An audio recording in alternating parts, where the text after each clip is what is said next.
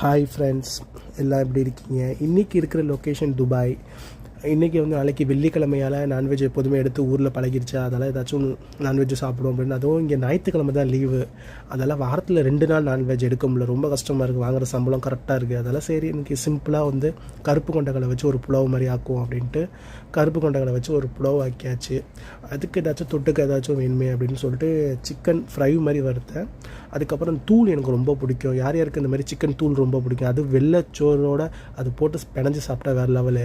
அந்த தூளுக்காக அடிச்சுக்குவோம் வீட்டில், என் தம்பி என் தங்கச்சியில். அதேமாதிரி மீன் வறுத்தாலுமே அந்த தூள் தோசைக்கல்லில் போட்டு வெறிஞ்சோத்தை வச்சு வேறு லெவல். யார் யாருக்கு அந்த மாதிரி தூள் பிடிக்கும் லைக் பண்ணுங்கள்.